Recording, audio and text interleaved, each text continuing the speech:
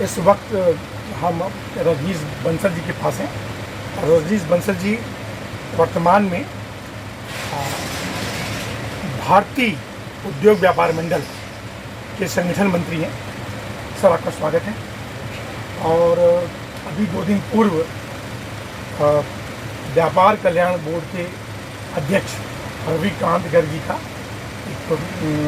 गाज़ियाबाद में आगमन हुआ था और उनका आप लोगों ने काफ़ी सम्मान भी किया।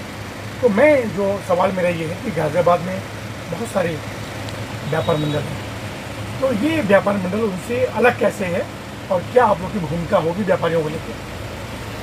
व्यापार मंडल चाहे कोई भी हो, सबका एक बेसिक काम होता है व्यापारी के हितों के लिए लड़ाई करना। और कई बार हम एक लड़ाई लड़ने में इस तरह से उलझ जाते हैं कि लड़ाई को अपना उद्देश्य बना लेते हैं और उद्देश्य से भटक जाते हैं। हमें उद्देश्य से भटकना नहीं है, हमें लड़ाई लड़ने के लिए हम इसमें नहीं आए हैं, हम व्यापारी के हितों की रक्षा के लिए आए हैं। हमारा मूल काम व्यापारियों के किसी भी हाल में उनके सम्मान का ध्यान रखना, उनकी परेशानियों से उनको निजात दिलाना या उनके सामने आने वाले किसी भी संकट या कठिनाई का सामना करना है। तो हमारा व्यापार मंडल जो दूसरों से आपने पूछा अलग कैसे है, हमारा किसी भी व्यापार मंडल से कोई प्रतिस्पर्धा नहीं है।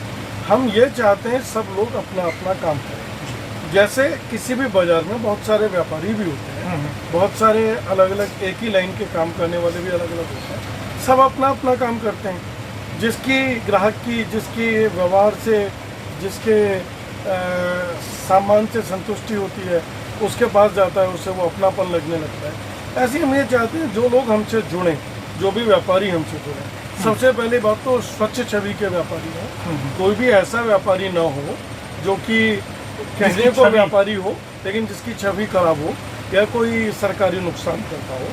हम ये चाहेंगे जो अच्छाई के साथ व्यापार कर रहा है, ईमानदारी के साथ व्यापार कर रहा है और हमारे बाजार का कोई भी व्यापारी है और उसका कहीं भी अहित होता है तो हम उसका अहित नहीं करेंगे। किसी भी हाल में, हर परिस्थिति में हम व्यापारियों के साथ हैं।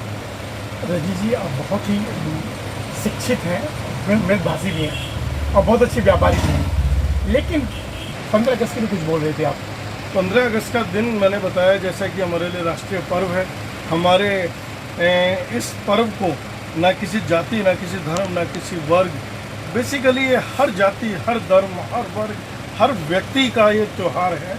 और जो भी इस भारतवर्ष में रहता है, जो इस भारत का नागरिक है, जो इस भारत की ज़मीन से पैदावार लेता है, जो इस भारत की स्वच्छंद हवा में सांस लेता है, उसका अपना ये पर्व है, उसकी सांसों का ये पर्व है, इन आज़ाद सांसों का ये पर्व है। तो उसे अच्छी तरह मनाना चाहिए। निश्चित रूप से हमें अपने किसी छुट्टी के रूप से भी ज़्यादा, इसे त्यौहार से भी ज़्यादा उत्साह से, त्यौहार से भी ज़्यादा मुझे लगता है हमें अपने घर, दुकान, व्यापारिक प्रतिष्ठान सबको सजा के या हम जिस भी तरीके से इसमें कर सकें वो अधिकाधिक हमें करना चाहिए और इस पर्व को निश्चित रूप से बहुत उत्साह के साथ मनाना चाहिए। सर, एक अंतिम सवाल, रविकांत गर्ग जी आपके व्यापारिक कल्याण बोर्ड के अध्यक्ष, थोड़ा उनके बारे में आप कुछ बोलना चाहेंगे?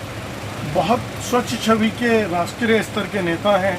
उन्होंने व्यापारिक लोगों के, व्यापारी से समस्त व्यापारियों के लिए, व्यापारिक जगत के लिए उस समय से काम किया जब वो मात्र 14-15 साल की उम्र के थे, जो कि खुद दुकानों पर बैठे हैं, खुद व्यापार किया है।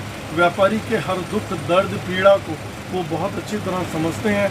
बहुत सी ऐसी चीज़ें जिन्हें हम कहने में भी संकोच करें, उन सारी चीज़ों को वो जानते हैं, उन्होंने फेस किया है।